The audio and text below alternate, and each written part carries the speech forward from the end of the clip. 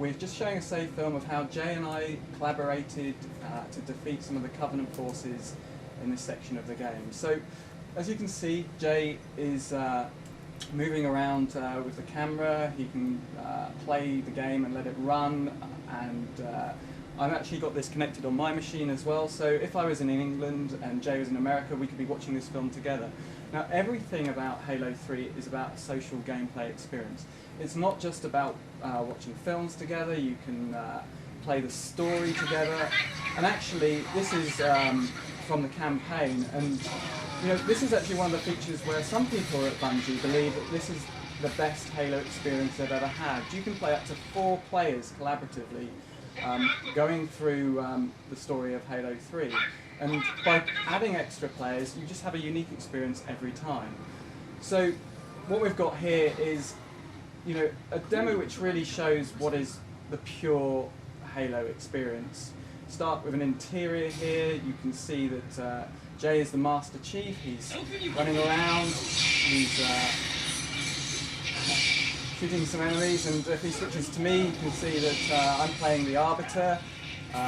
We've both got turret weapons, and we're trying to shoot the drones from the sky. But you know, this is a fairly confined space. After this, we'll be showing some of the larger scale battles. Now, if you can imagine, there's just tons of enemies that you can be playing with, and with 4 players, that's a very different experience. So we can have strategies, we're talking over our microphones when we're playing this with live.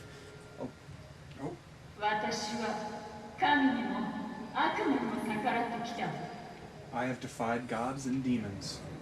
So this is actually the final Japanese retail build. You know, Cortana is a key part of the story, and actually something that Jay thinks is more important to save than the Earth, I think. Hey, save the girl.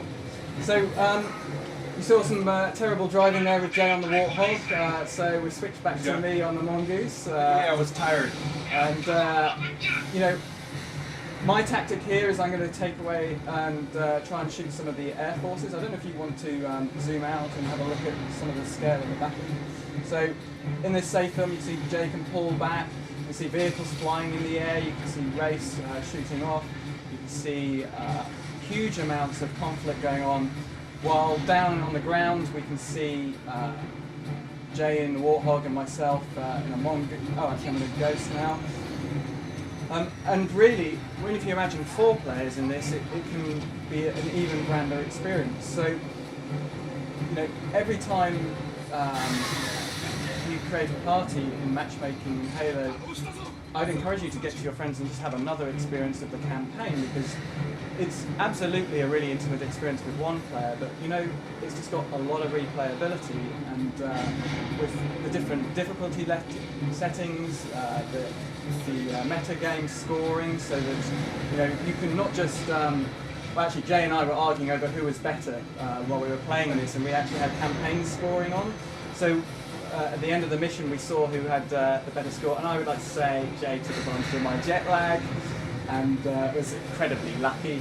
But you know, there's no luck involved. So you can be competitive, or you can be 100% collaborative and have a campaign scoring and trying to get the highest campaign cooperative scoring. It's up to you. I mean, there's that sort of depth of replayability. And with Skulls, you can make it as difficult as you wish. So even with 4 players, while you think it gives you a little bit of advantage, putting it on Legendary or increasing difficulty by putting things like the Iron Skull, which means if 1 player dies, everybody respawns again at the start, makes it a different, more challenging experience.